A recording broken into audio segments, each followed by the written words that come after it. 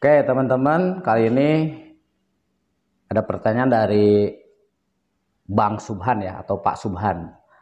Beliau bertanya, salam alat berat Om, salam alat berat juga. Kalau misalnya Anda suatu saat dituntut terpenyu, apa pola pikir Anda masih sama dengan sekarang? Terus Anda punya bawahan dengan pola pikir yang sama dengan Anda sekarang, bagaimana sikap Anda? Income or save better? Kayak beliau bertanya di video ini ya teman-teman.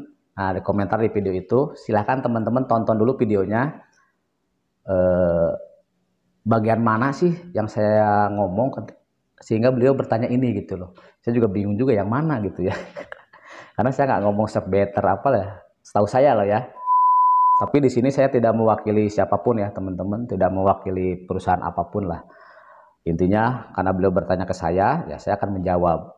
Oke, pertama, kalau misalnya Anda suatu saat itu, kalau seandainya, kalau misalnya Anda suatu saat dituntut terpenyu, apa pola pikir Anda masih sama dengan sekarang? Oke, jika suatu saat saya dituntut terpenyu, apa ya terpenyunya? Ya, saya sebagai mekanik di sini gitu Pak, saya nggak dituntut terpenyu, saya dituntut bekerja dengan baik saja. Saya, dit, saya dituntut untuk menyelesaikan pekerjaan dengan baik dan benar. Save better, mapping S1 dan solution seperti gitu. Jadi saya nggak dituntut terpenyu gitu karena saya masih mekanik gitu ya.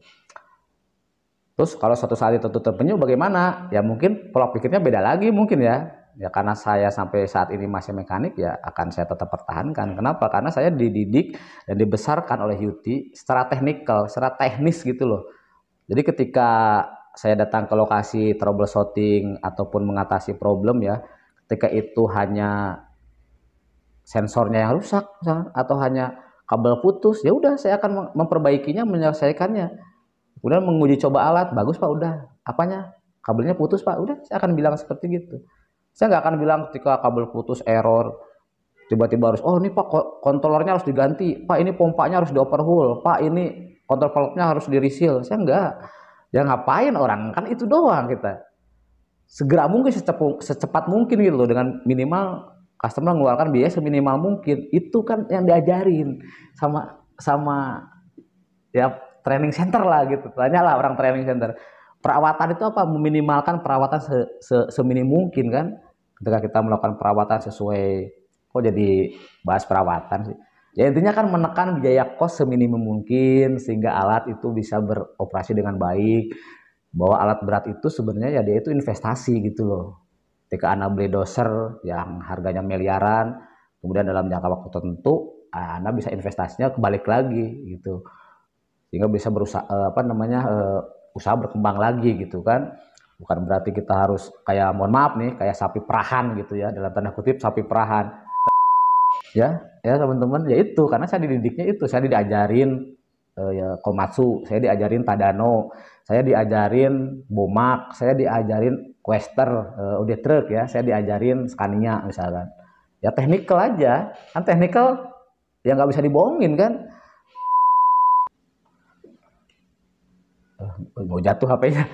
Oke, jadi yang nomor dua ini, maksudnya terus Anda punya bawahan dengan pola pikir yang sama dengan Anda sekarang, bagaimana sikap Anda? Oke, jadi ke depan ya, masa depan. Kalau masa depan saya nggak mau jawab Mas, karena belum terjadi kan.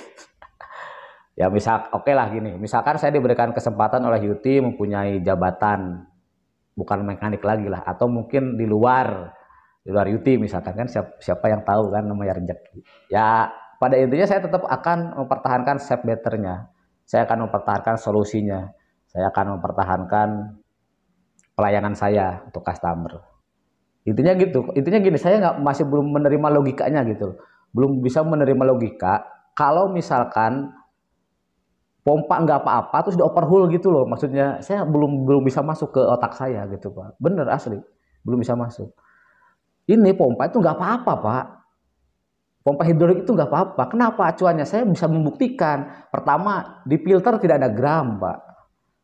Yang kedua, ini kok malah jadi itu ya, ya begitulah ya teman-teman ya. Oke, jadi malah jadi kemana-mana ya. Sampai saat ini, sampai atau kedepannya, baik itu saya masih mekanik ataupun bukan mekanik ya, ataupun saya masih di UT ataupun saya sudah tidak di UT lagi, ya tetap akan saya tuntut, yang akan saya kedepankan adalah profesionalisme saya sebagai mekanik, sebagai orang teknikal, Pak. Di mana saya akan tetap memberikan solusi-solusi terbaik ya, dan saya akan mengejar kepuasan customer. Saya akan mengejar yang namanya save better, mapping S1 atau solution. Saya tidak berpikir untuk income, saya tidak berpikir untuk revenue bagi saya. Itu aja. Karena ya mungkin itu aja sih jawabannya ya. Waduh, oke teman-teman, itu aja sih jawaban saya ya. Ya mohon maaf jika mindset saya atau pikiran saya tidak bisa diterima oleh teman-teman semua kan, aneh katanya. Kerja itu pakai duit kan, Akang juga kerja kalau nggak dibayar nggak bakal kerja kan. Ya bener juga ya, tapi saya belum bisa menerima itulah.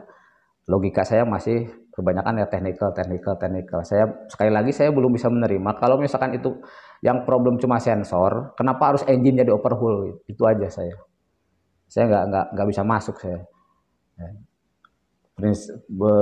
Gimana gitu ya. Tapi saya mengerti, maksudnya dia ngerti, maksud pertanyaan ini saya ngerti gitu kan. Tapi gini kan, sorry, di YouTube nih ada video bagus di atas, silakan akan tonton ya, itu sampai 5 part. Di situ ada Service Warrior, di mana itu Pak senior saya, ada Pak Teddy, ada Pak Ponco, ada Pak Rijal ya. Pak Teddy ini dia tahun 80-an lah ya. Waktu itu saya lahir baru beberapa tahun lah gitu. Beliau sudah megang-megang toolbox ya. Di situ dia cerita banyak. Bahkan di beberapa senior pun saya ketemu, mereka bercerita zaman dulu itu seperti apa. Pekerjaannya itu ya, loyalitasnya. Dulu kan dituntutnya seberapa gitu. Ya silakan, mungkin itu bisa menjawab Anda lah. Tapi intinya sebenarnya apa yang saya lakukan di sini di YouTube, itu memang, jadi gini, zaman dulu mungkin kalau Pak Rijal nonton nih, zaman dulu dengan sekarang memang berbeda Pak. Zaman dulu Komatsu berapa Pak? Tahun 80-an. Kira-kira ada 500.000 unit nggak? Tahun 80 Komatsu ada berapa Pak? Ya kita ambil ada 1.000, ya jangan 1.000, ada 100 unit lah. Mungkin saya juga nggak tahu detailnya, tapi populasi lebih banyak sekarang Pak. Dengan beragam, bukan hanya Komatsu dulu. Dulu mungkin Komatsu, sekarang yang kita support apa? Komatsu, Tadano, Scania, Bomak, udah truk misalnya. Lebih banyak lagi ya. Intinya saya mau bikin ini sebenarnya bukan untuk apa namanya ya, untuk melayani para bos-bos, bukan. Saya paham kok, ketika alat itu problem di lokasi, ketika bos besar ya nggak terlalu berpengaruh lah bagi mereka, bagi perusahaan besar itu kan. Ya saya sebut customer A misalkan, dia punya alat ambil 200 unit misalkan. Ketika alat itu problem satu ya mereka nggak ngaruh lah, apa bikin bangkrut, enggak juga kan. Nah, tapi bagi saya yang saya layani adalah sebenarnya teman-teman saya, teman-teman mekanik, teman-teman operator, teman-teman pengawas di lapangan. Itu aja sebenarnya. Ketika mereka kebingungan, ini alatnya kenapa problem error, nggak ada tenaga, ini kenapa alatnya nggak bisa hidup. Itu sebenarnya buat mereka Pak, bukan buat orang-orang yang dalam tanda kutip direkturnya, manajernya, bukan. Terus kenapa saya ngasih itu? Terus kenapa sih saya untuk mereka ya? Saya merasakan mereka itu di hutan sana, di lokasi bingung, pusing kan? Hanya itu saja sebenarnya membantu. Video ini mungkin bagi Anda sekarang ketawa lah. Kok ada orang yang nggak tahu switch locknya PC200? Tapi itu kejadian zaman dulu Pak, berkali-kali. Saya guidance dari sini jauh ya, 4 jam perjalanan bayangin. Cuma gara switch, cuma gara apa namanya, sikring putus. Saya di YouTube ini itu sebenarnya hanya mendokumentasikan saja. Ya, hanya mendokumentasikan, mengkontenkan saja. Sebenarnya yang saya lakukan ini di YouTube itu sudah dilakukan oleh para senior saya zaman dulu, Pak. Dilakukan oleh senior zaman saya dulu ya, tahun 80-an, tahun 90-an, tahun 2000-an. Ketika saya belum di YouTube, mereka udah melakukan itu.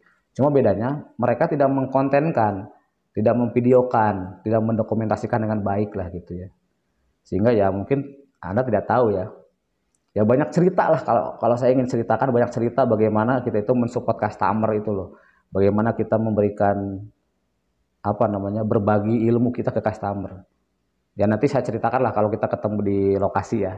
Kita ngobrol sambil ngopi Pak, saya ceritakan. Tapi satulah saya ceritakan, 2006 itu saya masih pakaian gini Pak, masih magang mekanik. 2006 saya menemani senior saya namanya Kang Wahyu ke Astra Agro Lestari, perkebunan sawit. Ini saya ceritakan ya, bagaimana Yuti loyalitas Yuti itu bagaimana. Datang ke sana, problemnya doser, dia tidak bisa start Pak, tidak bisa start. Singkat cerita kita ke sana, ya mungkin 3 jam 4 jam perjalanan lah.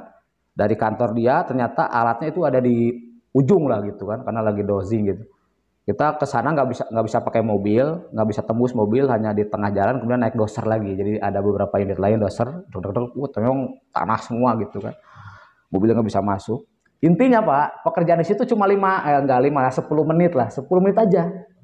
Saya udah, Pak ini mah cuma R-nya aja yang jebol, saya bilang alternatornya jebol. Makanya dia R-nya itu keluar 24 volt, nanti menyensing safety relay-nya ke sensing, ya nggak akan ada power ke C-nya, setting motor, saya bilang. Ya anggapannya ini engine udah hidup kan, makanya itu kelebihannya kalau masuk itu kalau ada hidup kan, greng, udah hidup, engine hidup, sekali lagi engine hidup. Ketika itu kita tidak sengaja atau sengaja menghidupkan lagi, maka setting motor diem Pak, tidak akan gerak. Kenapa? Kalau dia gerak, ya dia akan dihantam putaran mesin kan, bisa rusak. Nah di Komatsu nggak bisa kayak gitu. Karena Pak, karena ada safety relay. Salah satunya adalah inputan dari R alternator. Kalau masih belum di jumper ya. Dulu gitu Pak, 10 menit balik ke kantornya dia, sampai sore Pak, kita ditahan customer. Ditahan apa? Ngobrolin itu, starting system, charging system, apa itu safety relay, apa itu battery relay, apa itu dynamo charge, apa itu, apa namanya ini, starting key. Oh, starting key dibuka, oh ini ada terminal-terminalnya Pak. Diajarin Pak sama senior. Dulu saya sampai sempat berpikir, ngapain sih ngajarin customer, ntar pinter, kita bahaya dong, nggak bisa makan dong. Ini income nih, nggak bisa nih. Tapi dulu mengedepankan save better itu Pak. Jadi yang disupport itu. Pada akhirnya sekarang, ayo, yang dilakukan oleh apa yang saya rasakan sekarang Pak? Apa yang saya rasakan sekarang? Mobil operasional, UPD, itu jasanya mereka zaman dulu. Makanya sampai sekarang, kalau saya ketemu dengan senior, saya begini Pak. Terima kasih Pak. UPD dulu katanya cuma 6 ribuan, sekarang terima kasih Pak. Dulu Bapak ikut angkot, ikut mobil customer, ikut truk customer Pak. Sekarang kita udah dapat D-Max, udah dapat Hilux Pak. Terima kasih. Jasa mereka Pak. Apakah dengan yang mereka lakukan zaman dulu, Yuti turus? Enggak, Yuti naik Pak. Malah sekarang market share ya, silakan teman-teman cek lah di online, bisa ketahuan kan market share kita seberapa gitu. Itu Pak, save better, kepuasan. Income akan datang dengan sendirinya. Ini mindset saya ya, sekali lagi teman-teman, ini yang pola pikir saya saat ini. Besok atau lusa mungkin bisa beda lagi. Ya namanya juga manusia, namanya juga wong ya teman-teman. Ya itu aja teman-teman ya, mohon maaf pertanyaan ini saya bikinkan konten karena ini memang masuk di hati saya ya. Mungkin ini juga yang menjadi pertanyaan yang di sono-sono gitu. Ngapain sih kamu bikin konten gitu kan? Ya bukan apa-apa Pak, ya emang kenapa gitu kan? Ya saya cuma gini aja lah, saya bikin konten itu hanya ingin mempermudah aja teman-teman. Hanya ingin bahwa Komatsu atau Yuti produk itu adalah produk yang memang bukan hanya mudah perawatan, mudah pengoperasian, tapi juga mudah perbaikan, Mbak. Udah itu aja. Jadi nanti kalau alat ada Komatsu, terus, wah error CA559, wis gampang gitu, Mas. 10 menit beres. Wah, Pak ini error CA428, wis gampang gitu. Yang ngomong itu bukan saya, Pak. Tapi Bapak yang ada di customer. Wah ini nggak bisa gerak nih attachment, kenapa? Wis setengah jam aja sambil ngopi. Take over, racingnya segala macam. Yang ngomong itu bukan saya Pak, tapi Bapak, teman-teman yang nggak tahu kapan lah gitu kan, mungkin 10 tahun 20 tahun lagi, dimana nanti mungkin saya udah nggak ada juga ya, udah. Oke itu aja ya teman-teman, sekali lagi panjang lebar saya ceritakan, namun intinya saya tidak mewakili siapapun, dan terima kasih kepada Pak Subhan udah bertanya. Jawaban saya itu sekali lagi tetap akan saya utamakan self better, kepuasan. Teman-teman mengalami kesulitan, bukan hanya teman di YouTube sebenarnya, ini di customer saya banyak saya sharekan videonya kan teman-teman. Pak ini nih tonton dulu Pak, ini error ini saya kirim, error coolant nih Pak, coolant aja loh, level coolant nggak tahu di mana sensornya, bayangin PC200. Dan nanti saya bikinkan konten ya, cooling system lah, sensor inilah itu, ya kan nggak mungkin kalau saya ngomong sorry nih, cooling sistemnya error, terus saya datang, wah Pak ini engine harus di overhaul nih, kan bertentangan dengan ini ya. Jadi saya nggak, bagi saya income memang perlu, tapi itu terakhir gitu loh. Yang penting saya utamakan ya memberikan pelayanan, memberikan kemudahan aja lah. Tetap semangat, tetap jaga keselamatan, salam alat berat.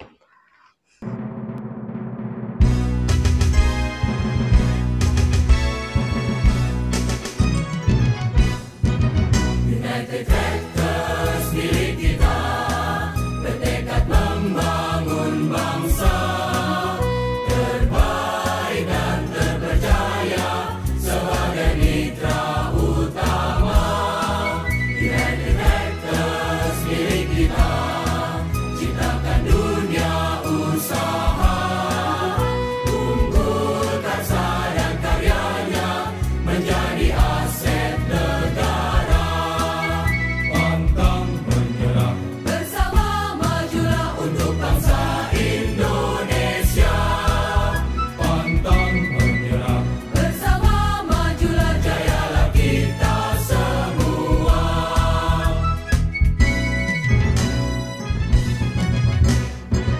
United Tractors milik kita, bertekad menggapai cita, mengembangkan potensinya, ciptakan solusi.